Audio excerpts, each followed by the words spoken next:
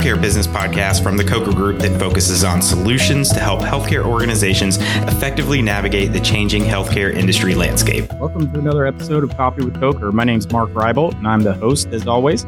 And we're excited about another episode, and this one is on a topic that we've covered a little bit in the past. In fact, we had a Q&A episode in late 2019 that we teased this topic a little bit. So we're excited to finally bring it full circle.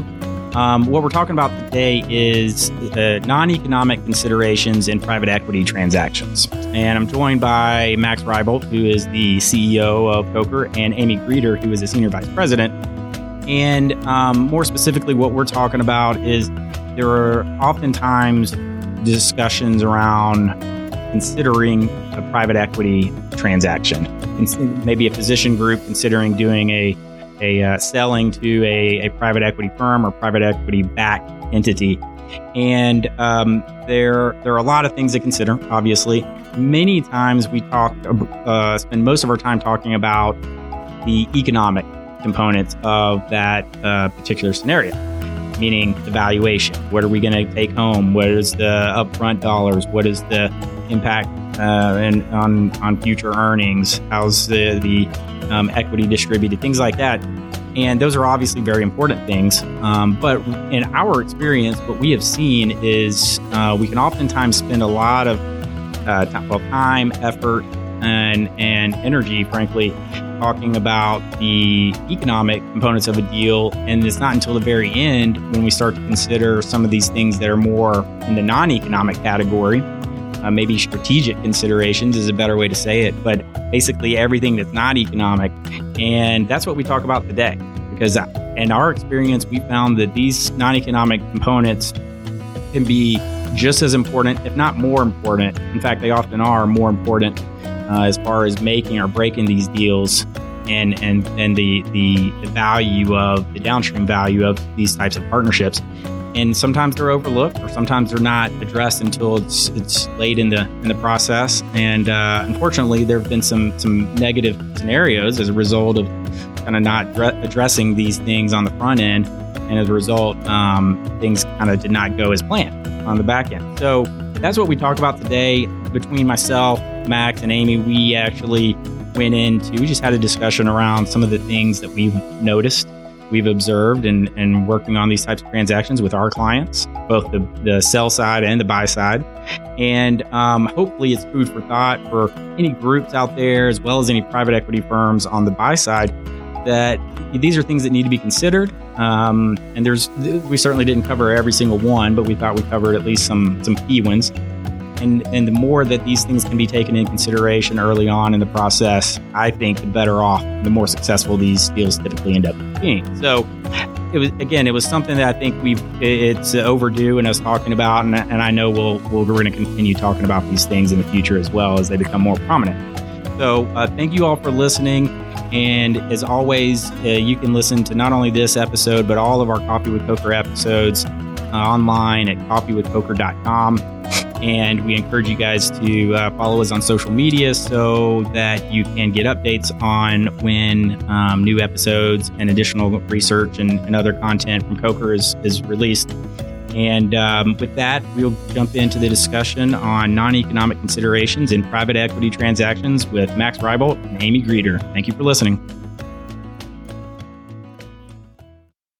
All right, well, welcome back to the podcast. We have Max Reiboldt here, who's the CEO, president of Coker Group, and we have Aimee Greeter, who's also joining us from Charlotte. And Aimee does a lot of our strategic work, strategic advisory, planning, et cetera. We're talking once again about private equity transactions, and we've been talking about this a good bit because there's a significant amount. There's just so much volume and activity going on as it relates to private equity and healthcare, specifically with healthcare providers, practices, physician groups, et cetera. And there are many different, what we found is, and working in these transactions and working with clients over the years, is there are a number of different layers, a number of different variables to consider when you're thinking about a potential transaction with anyone. But in this case, we're talking about private equity. And one of the things we wanted to drill down on, and wanted to have Max and Aimee provide their feedback on this, is when we get involved in these processes related to an offer.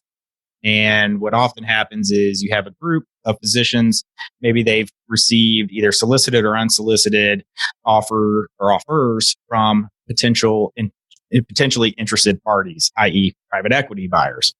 And usually those offers, whether it's a letter of intent or term sheet or whatever it may be, drills down into the economics pretty quick. They're probably going to do some due diligence. They're going to do some valuation analysis, and they're going to kind of put their model into that practice's numbers and make a kind of a proposal off that. And a lot of times the evaluation process for these groups really boils down to looking at how attractive or unattractive those numbers and the economics of the deal ultimately appear. What we end up having a lot of conversations, I think, when we get into this process. Yes, we get in, we do our evaluation analysis, we look at the economics, all the different kind of quantitative approaches we may take to evaluating a transaction or valuing an entity. For sure, we want to look at those things.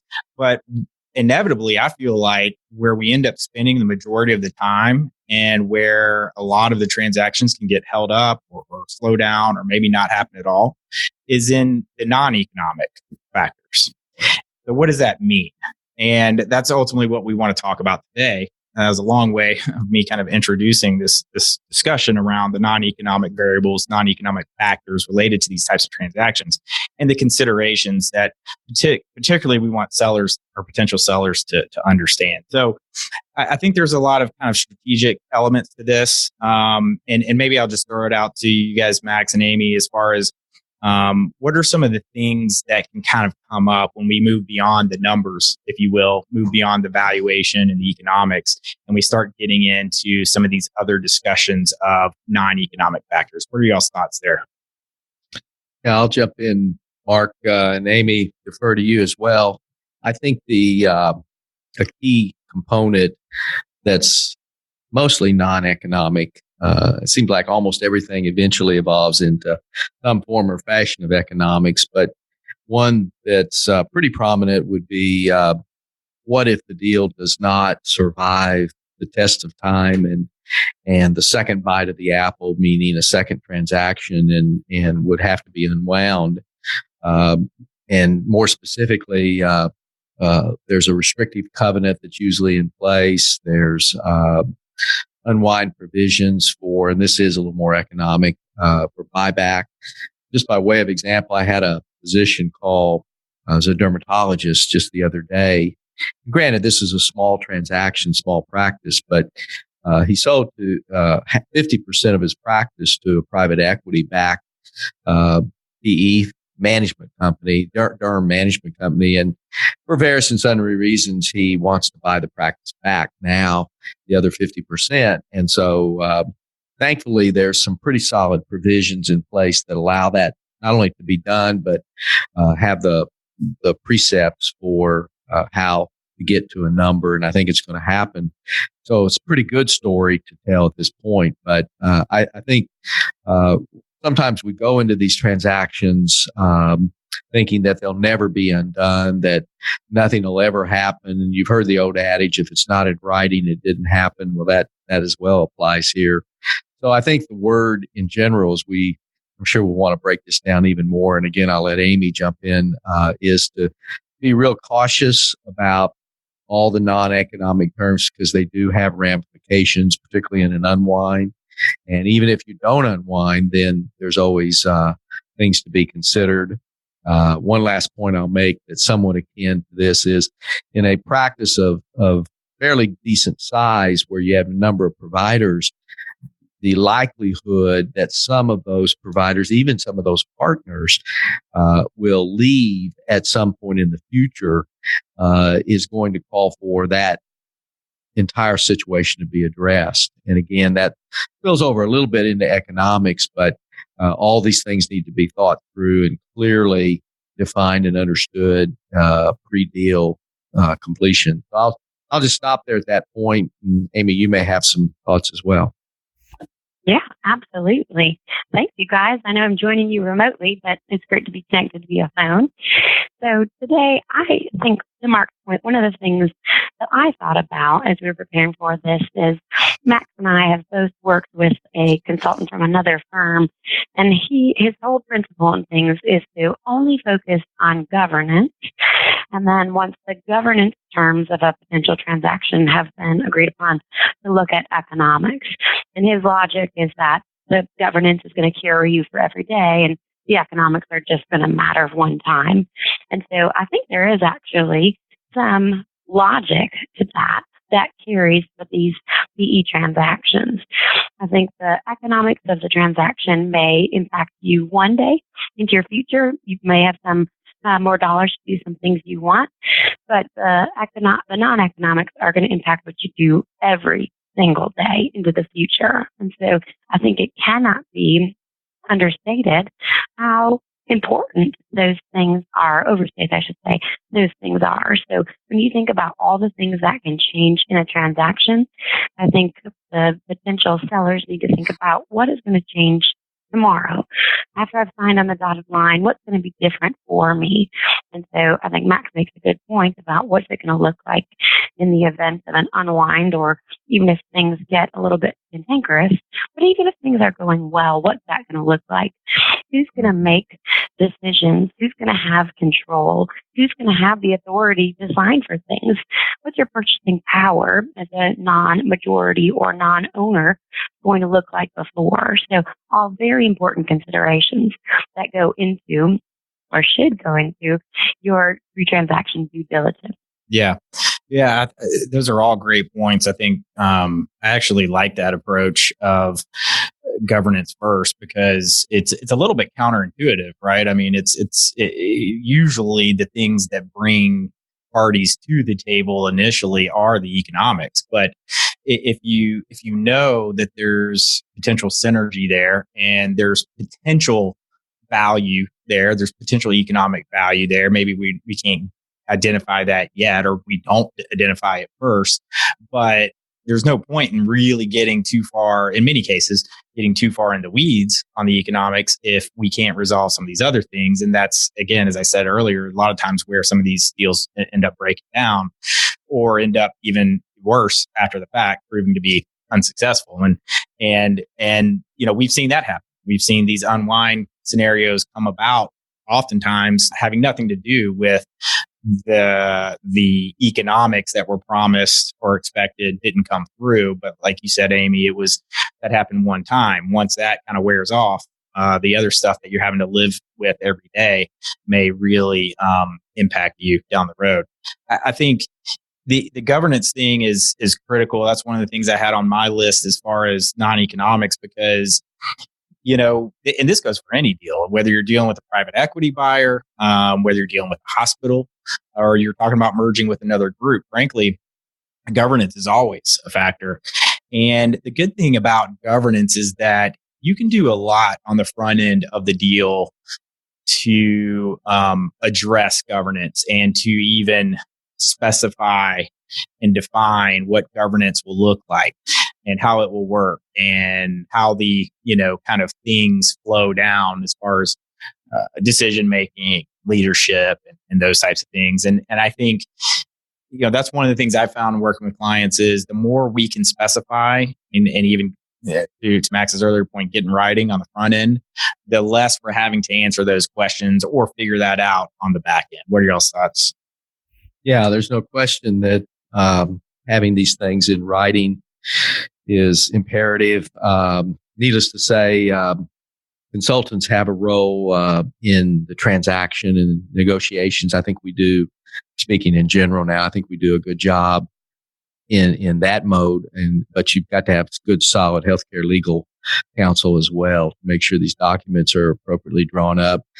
I think the other thing that comes into play, and again, somewhat spills over into economics, is the percentages that we're dealing with in terms of how the equity is sold and how much of it is sold.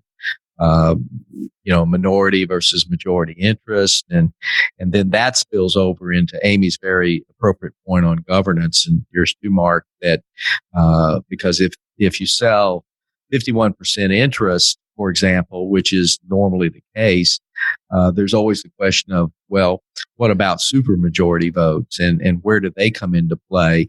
And are there reserved rights, or reserved powers that one or the other party retains, no matter what the vote is? So I think as we drill down and kind of transcend the economics over into more of the governance and leadership terms, then I think we have to give those serious consideration. And what, maybe if it's okay, maybe we even discuss a little bit about supermajority and what it all entails. I know, Amy, you've run into this on numerous occasions in transactions where we've had to sort that out and talk a little bit more about reserve powers and what they mean. So if you like, we could delve into that a little bit more. Sure. Yeah, that'd be great. Yeah, the concept of supermajority, as I have witnessed in many transactions, is a moving target. And so supermajority can be any number, truly. I mean, it can be 75% supermajority, it can be 85%, it can be 90%. So we were recently working through a transaction, and it required a supermajority to be 95% of shareholders. Well, in a transaction when there are multiple people with multiple different interests at stake, it became clear that 95% supermajority was going to be a near impossibility to achieve. And so when you think about developing your operating agreements and living within the supermajority requirements, in this case, the practice ultimately made some decisions, or the organization made some decisions to trade, kind of horse trade things, and so they could get to the supermajority vote that was required. But it became very evident that when they were going to look at their operating agreements under a different ownership structure, that supermajority percentage, at least going forward, wasn't going to be viable. It just wasn't going to be something that really meant a decision was going to be made. It almost would always end in a veto.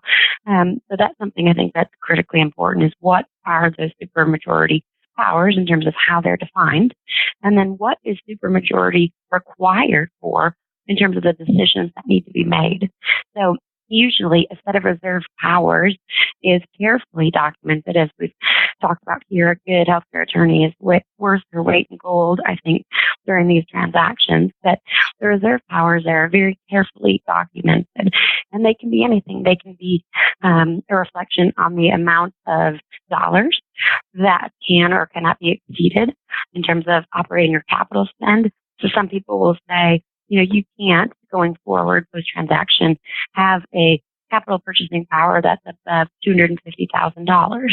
Well, for some practices, that's, going to be a piece of equipment is going to be greater than $250,000. And so things like that then have to be negotiated in terms of the value of spend in which a supermajority confirmation is needed. It can be things like the addition or reduction of providers. So who can make a decision that a new physician is added, and who has to weigh in when a decision is made that a physician needs to be terminated, or there needs to be some sort of a reduction in your provider base? Again, is that going to be a supermajority decision? In many cases, that would have to be a supermajority, if not a unanimous decision. So lots of things that are going to be really impactful on a day-to-day basis have to be thought about, and those that are going to be significantly important really need to be well documented as reserve powers, and then a corresponding majority or supermajority assignment to each of those. Yeah, well, I think that's a great point, in that the idea of not only identifying these things and trying to define them as much as possible and document them, but also understanding that the things that may not seem as important today may still be very important, or may end up being very important, in 3 years or 5 years when something else comes up. Again, Max referenced that second bite of the apple, that what if 4 or 5 years down the road that PE firm ends up selling, and or selling these assets, selling these particular entities, and we go through another transaction. Well, those rights, those reserve powers, those that equity structure, cap table, all that stuff is going to be very important then, and your partners are going to be being on the same page with them is going to be a key item. One of the other things I want to touch on, and I think Max may have alluded to this, much of this, what we're talking about as far as some of the non-economic variables that need to be considered are very closely tied to, directly or indirectly, to the economics. And I think we can see that in a number of different ways. But one of the things that has I've experienced working with clients is kind of going beyond the EBITDA multiples that are being offered and purchasing X% equity of these different entities and assets, et cetera, is what about, a certain dollar up front may mean something different to one partner versus another partner in a group. And I think, this is, you mentioned, in larger groups, the more partners or the more providers you have involved in a transaction, in some ways it can be like you're doing a lot of individual small deals. And so I think about different factors that are non-economic in nature, but if can definitely affect the economics and certainly can affect the success or outcome of a deal, is things like the age or stage of the career of the different providers involved. I know we've worked with a group when you're talking about 100 plus providers, very large scale deal. Well, that group of partners that are kind of on the tail end of their career, maybe, they have a few more years left. They're fine fulfilling an earn-out period, maybe 3 years or 5 years or 2 years, whatever it may be. The priorities and the things that they're looking at to gauge that deal may be a little different than that doctor who is in their mid to late 30s, still paying off school loans, still developing their practice and growing their patient base, getting more experience and getting a solid base in their market. That's going to be different from them because they still have another 15, 20, 25 years left in their career, perhaps. And so upfront dollars mean something different to them sometimes, but definitely those non-economic factors, such as governance and operations and other things that are truly day to day, may really change the way that decision is confronted. What are your thoughts? Yeah, those are great points, Mark, and I'll extrapolate a little bit more from them by way of a couple of examples. We're working on one right now where it's a large group. I think altogether they have around, believe it or not, about 250 providers, single specialty. And I'll miss this a little, but won't matter. It'll illustrate the point. It's around 150 physicians and roughly 100 partners.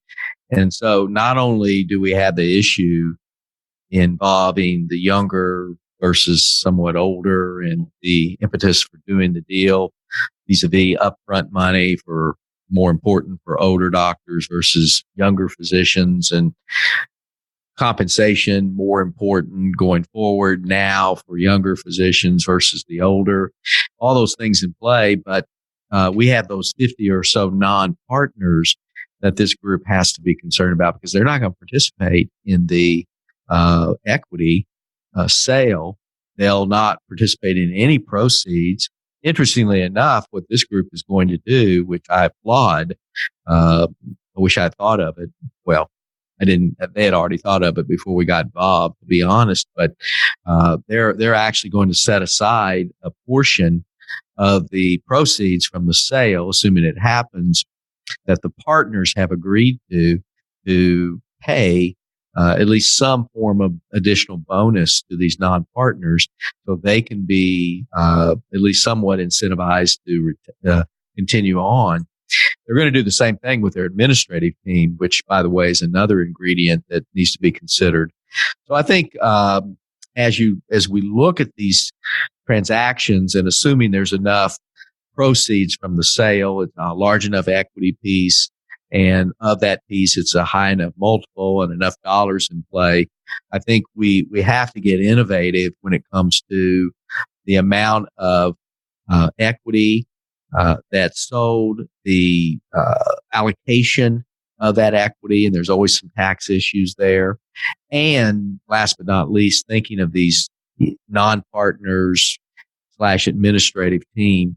I know, Amy, you've encountered this with some of the deals you've worked on, and if you want to add to anything I just said, please do.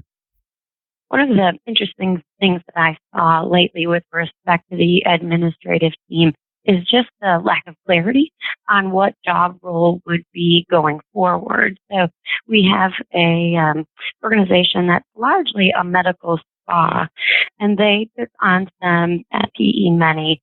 And what happened is, seemingly overnight, it became increasingly clear that the priority of the PE firm was to transition from the majority of their revenue based on medical spa, aesthetic, and wellness work to dermatological care. So more of a standard sort of E&M, office-based procedures, dermatological work.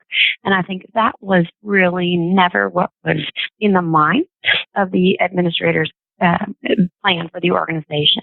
And so I don't think it was clear that with the PE dollars that came on, we're going to be this change in role for the administrative team. And so it wasn't that they were trying to be the best aesthetic organization anymore, with cool sculpting and Botox and lasers and all those kinds of things, but rather they were going to be providing more in-depth facial and derm care. And so I think that is an interesting example of where things need to be vetted a little bit better. And so you need to have some open conversations, but also ask some really poignant questions, regardless of what your job function is or what your job function is going to be going forward, so that you understand what you're getting into. So I think that there are surprises for older physicians, and there are surprises for younger physicians, and there's surprises throughout transactions like these. But I think the administrative role is another one that should be carefully explained to the individuals who are going to be performing those functions, so that they understand and agree with the direction of the organization going forward. Yeah. Well, I think that could even be extended to all the operations, right? And clinical and non-clinical, but I'm kind of even drilling down on those non-clinical operations. Let's look at groups doing deals with hospital. In many cases, I mean, there can be a good degree of integration, but in many cases, those deals are often, to a certain extent, left on their own, or those groups, I should say, after the deal's done. They can kind of continue to run things in many cases very similarly to the way they had done it before. And maybe only minor stuff changes, or maybe stuff only changes over time. Now, extrapolate that to talking about private equity and doing deals with private equity. There's a lot of variation that can occur in these deals. So there's not one model or method here, I think. But I think in many cases, we can look at these transactions, particularly if you're an add-on acquisition. So if they already have an established platform, they come in and they buy your group, and specifically looking at adding on to an existing platform. In many cases, the impetus or the driver for that new owner, that new partner, that buyer is to maximize value. And a way to do that is going to reduce overhead, streamline operations, maybe even cut fat. Operational improvements, whatever that may look like, that may not come across as very much of a positive improvement to some, and particularly right away. So I think what we can sometimes see is you're all of a sudden, Amy, you refer to this, but you're all of a sudden overnight working for somebody else. You have maybe somebody else, a new boss, more or less dictating how things need to be. Hopefully they wouldn't come in overnight and do that in a truly dictatorial way, but in some cases they do and have done that. But hopefully they're not making massive changes, but in some cases they may come in and they really change a number of things. They change staffing, they change workflows, they change technology solutions. Maybe they put on new requirements for documentation and reporting and different things that you didn't track in the past, or you have to learn this new IT system, and you have to cut staff in this area and add staff over here. And so that means there needs to be training and et cetera. There's all these different things that can be very disruptive to the way you've been doing things in the past. And they may be flat out counterproductive as far as not being the best solution for your group, even though if it works broadly in the existing platform. So that can be a challenging dynamic. And I think, though, Aimee, to your point, that's one of the things, if you can have very, like you said, poignant questions and discussions. And I would take that to the next level, even say fairly direct questions and very definitive, to the extent that you can have these definitive discussions around what are you going to change? What are you going to want and look for and require of us on these things that may not directly tie to economics, but they're definitely going to change the way we do business today. So great point, Mark, and absolutely something that is of critical importance. The example that I gave is really not just a strategic difference in terms of this dermatological group. It's an operating principle as well. And so when you think about how patients are going to be scheduled, what the provider base needs to be, you think about what's going to happen to some of the aesthetic folks whose roles are going to be minimized going forward in difference to other higher acuity clinical work. There are going to be massive space changes that are needed. There are going to be workflow issues that are going to be needed. There's a difference in billing in terms of insurance versus fee-for-service or concierge work. So all of those things are really impactful to how a practice operates. And so I think it's critical to think about those things. That sense of planning is important on the outset, and it's going to be important in the everyday function of the organization. So totally agree with you that those kinds of discussions need to be had, those kinds of plans need to be made at the outset, and then things can follow from there, but really, really important. I was just going to add real quickly, if I may, to kind of help even further embellish on Aimee's point. I think there may be, and I want to be careful how I say this, a perception that private equity firms are not as concerned about patient satisfaction, and let's just even go so far as to say quality of care. First of all, I want to make sure I emphatically say I don't think that's true, but there could be a perception that, private equity, they're investors, which they are, and they're looking for a return, which they are. But at the same time, I think most, at least the ones we work with, are still very concerned about high quality and patient satisfaction, patient quality. Now, with that said, as we go through this paradigm shift that Aimee's referring to, which is genuinely the case in management and perhaps some differing emphasis, there's always a risk of giving the wrong impression, not so much to the outside public. I think that can be pretty well camouflaged, if you will, but to the providers, to the physicians and APPs, and even the staff. And so I think it's incumbent upon all of us, and particularly those that are kind of around post-transaction, to make sure that the emphasis on quality, on patient care, on quality of services, responsiveness, even going down to the billing and responding to financial side of such, is intact, and we don't lose sight of this, because the last thing in the world any private equity firm would want is a reputation to get out that they don't care about patients, because again, this is still a service business and it's still all about doing high quality clinical work.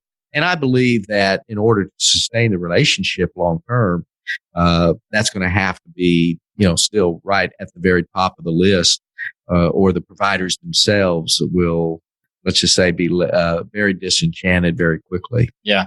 No, I'm glad you made that point, because That's absolutely right. This is in no way to insinuate that the, let's say, a private equity buyer is the bad guy in this scenario. That is absolutely not what we're saying. In fact, we work with a number of private equity firms and their platform companies on these types of transactions. So really have seen this from both angles. I think that what we want our folks, our listeners, to take away is that there are some things you can look at and that you may not be aware of on the front end of a transaction when you're having these discussions, particularly when it can be easy to get infatuated with the numbers.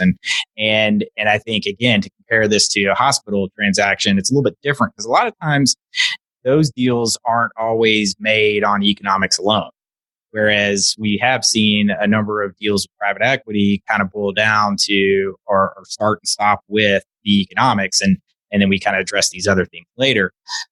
I think there's tremendous value potentially in doing deals with private equity, and I think they're a very good component or participant in this market. So this is not to say these deals shouldn't be considered, that they aren't attractive, or that they're bad to get involved with. Just the opposite. We just want to make sure everybody's doing their due diligence. And for those private equity buyers out there, these are our counsel and advices. These are things you should be looking at proactively, because it is only going to benefit you. To bring the discussion around full circle a little bit, or we kind of went down the road talking about operations and governance, but I want to circle back to one thing that we talked briefly about, which is partners versus non-partners. And I think this is where this comes up, right? Technically, there may only be a certain number of partners, true sellers. But at the end of the day, what that private equity buyer wants, and the same goes for hospitals, the employed, the non-partners are just as important to the underlying value of that group as the partners are, quite frankly. So finding solutions to include them as stakeholders to the transaction. They may not be stockholders or equity holders. I'm doing quote air quotes here, but they are absolutely critical to the foundation of not only the valuation, because they're contributors to that valuation in one way or another, but also the longevity and the success post-transaction and the return. And we have, for those that may be, those groups out there that may be in a situation where you're kind of considering options and you have non-partners involved, we have seen a number of different models or approaches to address that. And it kind of runs the gambit as far as options there, and we don't have to drill down into those. Maybe that's a discussion for another podcast. But I think there are a number of things that can be done to incorporate the value of non-partners and also include them as stakeholders, so they can have some future upside. And then at the same time, for the buyer to incorporate that value, to consider it, to go ahead and invest in it, and then that hopefully will be realized further downstream as well. So again, we can talk about some of those things, but I think to round this out here and to come full circle, one of the biggest things that we found, I think collectively, if I can speak for Amy and Max on this and the rest of our folks that work on these types of deals, is it truly, considering these transaction opportunities, if you're a group, this needs to be something that is incorporated into a broader strategic planning process. And that doesn't have to be some kind of nebulous, eye in the sky type exercise that's done. It can be very, very targeted and focused, but I think what we're talking about when we say strategic planning, in my opinion, in these types of scenarios, is break it down, evaluate the economics in an objective, detailed, scrutinized basis, and also the non-economics. They're not mutually exclusive, as we've talked about. There's things that correlate there and tie directly and indirectly, but truly do a full, exhaustive assessment of the offers that may be out there, or the options that may be out there to solicit offers, and the different structures, the alternatives that are available. Those that aren't available, go ahead and take those off the list and don't waste time on them. And then you can hone in on what are the economic targets we're going after, what are the non-economic targets we're going after. And then ideally we can come to some sort of compromise on an overall deal package that really does make sense for all the parties involved. Would you all agree? So I definitely think of Polonius, and he says in Hamlet, "This above all, to thine own self be true." And I always think about that quote in terms of organizations really thinking strategically about what's important to them first before they jump into a transaction. And I think that's one of the most critical components of pre-transaction due diligence is just figuring out what you want to be first before you can partner with somebody.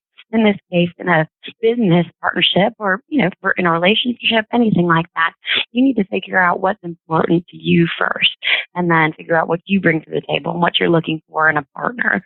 And I think, like Polonius says, more organizations need to do that level of planning first. And that within a strategic planning concept would absolutely be covered, and certainly other things would be as well. Not only is what are you right now and what you want to be, but what's important to you, and how do those things shake up in terms of priorities? Is this really, if we're being honest with ourselves, an economic play only? Well, that should change, who your partner would be or what terms you'd be willing to accept if this is an economic play only. Rather, if this is a succession planning play and giving your elder statesmen an opportunity to enjoy something, but then building up underneath your young ones, that's a different transaction and potentially a different partner as well. So all of those things need to be a critical and initial component, I would argue, before you jump in to swim with a partner. I would add to that, Amy, and I have absolutely no proof of this, or it's not a statistic that has any backing, but just from years of experience in this marketplace, I would be willing to bet that virtually every group that has looked at a private equity deal has not accepted the transaction the first or second, maybe even third time they've looked at such a transaction. So, and I don't know if that's good or bad, but I can tell you that as they educate themselves and they do what you just said, oftentimes for various and sundry reasons, particularly within a group, they can't come to consensus, or they're just not ready to take the leap of such a transaction, a life-changing transaction. And so most likely, private equity transactions are going to be turned down. At least that's what we see. And, who knows, maybe down the road they end up doing one. And that's not a knock on private equity deals. Again, it just seems to be what's happening. And one other thing I wanted to mention quickly, as I know we're wrapping up here pretty quick. And we haven't talked about this, and again, it could be an entire podcast, but compliance is becoming more and more an issue. Again, it transcends into economics, but we're seeing more and more private equity firms that are, well, they should be, are really looking at compliance within the group, and that's causing a lot of them to back away, or needless to say, to change the value of the practice, because if the compliance plan is not strong, if it's not in place, if it's not being adhered to, and that runs the gamut from the way they're compensated from hospitals to the way they're obviously coding and documentation, the way they're billing, all the compliance issues, if those aren't in place, then private equity firms are going to run away because they have a lot of other choices, and or they're going to lower the value. So when we talk about non-economics, again, kind of moving over to economics, compliance is a major area that groups need to get prepared for if they're really going to get serious about a private equity deal. Yeah, I think that's well said, and frankly, maybe some advice or recommendations to consider for our private equity friends, because frankly, that's all stuff that as a buyer you're going to have to get ahead of. and you're going to have a solution, a plan for. And I think, Aimee, the things you're talking about are also very helpful, because these are things that absolutely the seller, the groups, the physicians considering these deals and the alternatives out there need to think about and be proactively doing and working through as they're going through these processes. But it's also stuff I think buyers can learn from and understand better, that it's something that they are going to have to work through, because it truly is about a partnership. It's not just an acquisition. So they're going to have to work through alongside the groups. And I think that's kind of, for us, one of the things this overall discussion boils down to is having that process and setting it up, implementing it in a manner that allows all the parties to come together and kind of work towards a mutual goal. Once you determine, to your point, Aimee, that what is our goal and what is the right partner, and now, hey, let's start making progress towards that. So this is great. Well, I want to thank you guys for coming on and having this discussion. Again, we're talking a lot about private equity deals, so I thought this was extremely relevant for us. We've written a little bit on this topic, and we're going to be covering it more. So we'll have a lot more on the overall topic of private equity transactions, but specifically as it relates to some of the non-economic considerations, we're doing more and more on that specifically. So if you have questions, we always encourage listeners to reach out to us, and feel free to bring up any questions or if there's more information needed on any of these things that we've covered or didn't cover. We'd love to hear that. Other than that, though, I want to thank you guys again, and thank you all for listening. And we'll look forward to talking about this more in the near future. Thanks, guys. Thank you so much.